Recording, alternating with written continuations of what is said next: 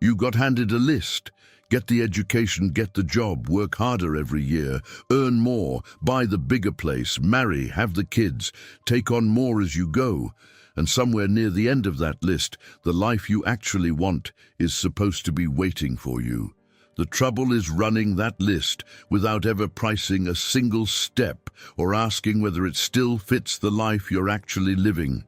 And the two things it promised you at the finish, hours that belong to you and a say over how you spend them, are the first two things it takes. I'll state it the way you'd state it, because nobody talked you into anything stupid. The list is orderly. It rewards effort. It gives a man something to aim at when he's 22 and has no idea what he's doing. Every step on it is something a decent man would want anyway. That's exactly why it works on serious people and slides right past the ones who were never going to try. What's actually going on is plainer than the list makes it sound. Every step on it tends to turn one of your future choices into a fixed monthly number. Rent becomes a mortgage. A car becomes a payment. A wedding often gets paid in installments. A kid usually means fees and a size of house you'd struggle to drop below. Stack enough of those, and your month is spoken for before it starts. And a man whose month is already spoken for can't say no to anything. You feel that in specific places. On the 28th, when you look at the balance after a year of doing everything right. When you can name the last 3 years by what you were paying off instead of by anything that happened in them. When someone asks what you do with a free month and you don't have an answer because you haven't had one since you were 24. And you already know what you'd take instead, even if you've never put it in words. Days that nobody else has spent for you. Work you could walk away from without anything falling over. Enough set aside that a bad 6 months is an inconvenience, and a month where the only things due are the ones you chose. That's a smaller ask than the list makes of you, and it's much harder to get. Start with the promise you heard most, because it's the one you can check against your own account without taking my word for anything. Earn more, live better, more money in, better life out. That's the engine of the whole list, and it's the reason a man agrees to another 5 years of it every time he gets tired. So take the man at 29 making 40,000 and the same man at 36 making 85. On paper, he doubled his life. Ask him what changed. He moved further out for the bigger place, so his drive went from 20 minutes to 50. The second car came with the second drive. The furniture came on a term. The raise landed already committed. He isn't foolish and he didn't waste it. Every one of those decisions was reasonable on the day he made it. The bigger place was for the kid on the way. The car was because the old one died in February and he had to be at work on the Monday. None of it is a mistake on its own. It only becomes one stacked, and it only ever stacks in one direction. So the raise went into the floor. At 40,000, he had to produce 40,000 every year to stay level.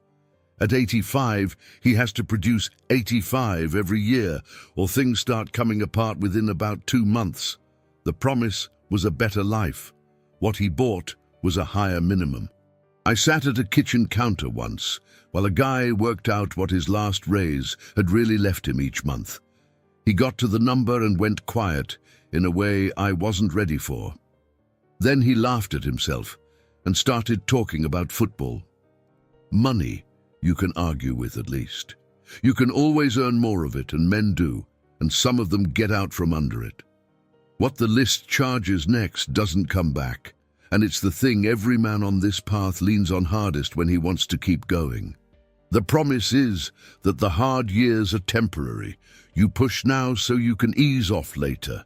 Your 20s are for grinding, your 30s are for building, and somewhere after that the load comes off and you get to enjoy what you made. Almost every man I know has said some version of that out loud, usually to justify a decision he'd already made. Watch what happens to the actual hours. He gets promoted at 34. The pay goes up, and so does the number of people whose problems land on his desk.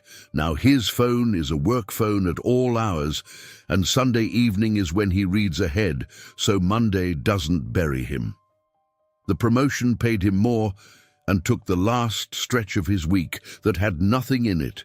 He books 2 weeks off in July. 9 of those days go to answering things so the pile doesn't get worse while he's gone.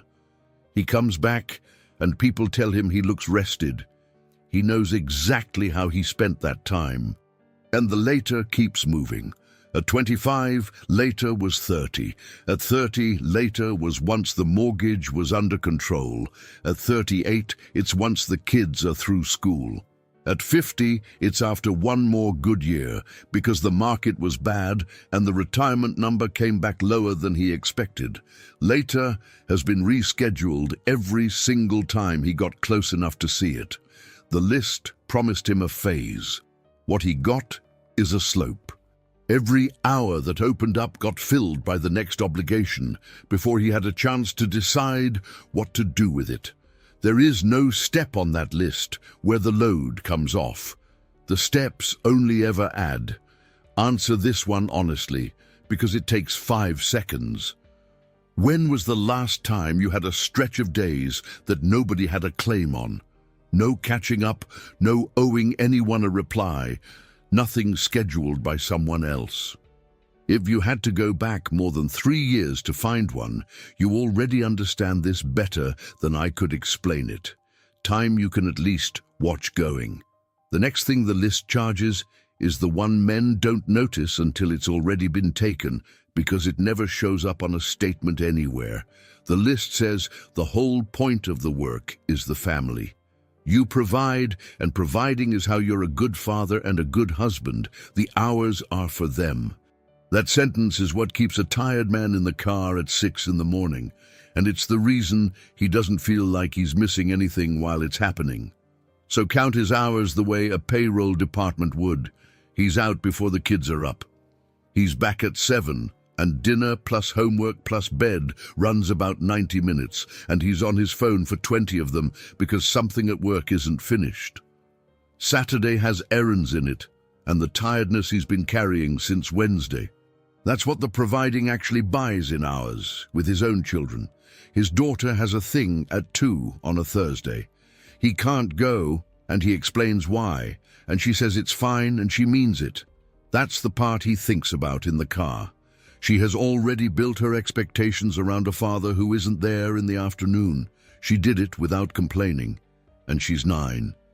His wife tells him he's not really there, even when he's home. He hears it as an accusation because he's been up since 5, for her and for them. Both things are true at the same time. He is doing exactly what the list told him a good father does, and the hours he's paying with are the exact material a father is made of. A man in his 60s told me once that his son is polite on the phone the way a colleague is polite. He said it flat, like a fact about the weather, and then asked me what I did for work. I didn't have anything to say back to him. And right at this spot, the men who believe in the list have something serious to say, and it deserves to be put properly. It comes from your father, it comes from your boss, it comes from every man who worked 40 years and doesn't want to hear a word against it. What they say is that the difficulty is the whole point. Anything worth having is expensive. Men who complain about the path are usually looking for permission to do nothing, and they can point at the ones who left.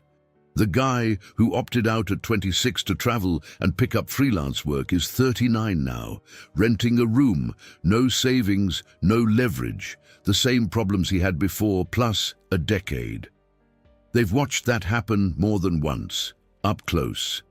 They're right that comfort builds nothing. They're right that quitting isn't a plan. If that's the alternative on the table, they're correct and it isn't close. So test what they're saying on their own terms. They say the difficulty pays. Then the men who paid the most are the ones who'd show it, the ones who ran it longest and hardest and never cut a corner. Those men aren't hard to find. Most of you are related to one. There's a man at 62 with the house paid off, still working because the retirement he was promised at 25 turned into a number that covers about 1/3 of his year. There's the one who finished at 65 and spent 6 months not knowing what to do between breakfast and lunch, because for 40 years somebody else decided that for him. There's the one whose marriage ended at 52 and half of everything he built walked out with a woman who'd spent 20 years watching him not be home. Their discipline was real. Every one of those men worked exactly the way they say to work, and that work is the only reason any of them still had a house at 60. What none of them ever did was check whether the effort spent on the list's terms delivered the thing the list advertised. They paid in full and took delivery on trust. Nobody here is telling you to work less. The hours you put in are the only leverage you have ever had. The question is whose terms they're spent on and whether the thing you were told they'd buy has ever actually been handed to a man you can name. Because the list wasn't a lie when it was written. That's what makes it so hard to argue with at a family dinner. It used to pay, and it paid well, and the men repeating it to you are remembering something that really happened. In your grandfather's working life, one income covered a family. A house ran about 3 or 4 years of what a normal job paid. He worked for one company for 30 years, and at the end there was a pension with a real number attached that arrived whether he lived to 80 or not. He paid in years and took delivery on something that stayed his, now priced the same steps. A house in a city where the jobs actually are runs 8, 10, 12 years of that same normal salary. The job lasts a few years and can end when someone 2 levels up reorganizes a budget. The pension became an account you fund yourself that drops when the market drops and that you'll be managing at 70. The price of every step went up. The thing waiting at the end came off. And nobody updated the instructions. Your father isn't lying to you. He ran the list when the numbers worked, it worked, and he's handing you the thing that saved him. Your teachers passed on what their own parents told them. Almost everyone repeating that list is someone it paid. The people best placed to correct you are working from their own incentives. A lender makes his money on a 30-year signature, so the number he tells you that you can afford will usually be bigger than you expected. A man with a mortgage and kids looks like a steadier hire than a man with 6 months saved who could walk out on a Friday, and that shows up in hiring without anyone deciding it should. The people selling you the upgrade are in the business of selling upgrades. Nobody is conspiring. There's no room where any of this got decided. Every one of those parties is doing the sensible thing for itself, and the sum of all those sensible decisions is a path that's easy to start and hard to step off, even though nobody built it to work that way. Underneath all of it is one plain thing you can carry around in your head. Most steps on that list turn a choice you would have had into a fixed monthly number. 30 years on the house, 60 months on the car, 4 years on the wedding, 18 years on a child if you have one, and costs that don't negotiate. Once enough of your month is committed before it begins, you lose the ability to refuse. You can't take the 8-week gap between the job you hate and the one you'd be good at. You can't turn down the transfer. You can't push back on work that isn't yours because the payment leaves your account on the 4th whether you pushed back or not. A man who can't say no gets paid what he'll accept. That's how it works in every trade, and it has almost nothing to do with how good he is at the job. Your leverage at work is the number of months you could survive without that job. Skill matters, and it matters less than that number. Every step on the list drives that number towards 0. Push that number the other way, and your week changes shape. At 12 months of savings, you turn down the transfer, and the answer holds. You take the 8-week gap. You stop rehearsing conversations with your boss on Sunday night, because the worst thing he can do to you has stopped being fatal. What buys all of that is having less of your income already promised before it arrives. Earning more helps only if the extra stays uncommitted, and that one thing explains everything that happened to him. The raise vanished because the raise was collateral. The moment it landed, it qualified him for a larger commitment, and a larger commitment is what he spent it on. He raised his floor, and his month got more committed, not less. Later kept moving because nothing on that list ever releases a month. Each step tends to add another fixed number to the same 30 days. There's no order. You can put the steps in where the load comes off by itself. It comes off when a term ends, and then only if you don't sign a new one that afternoon.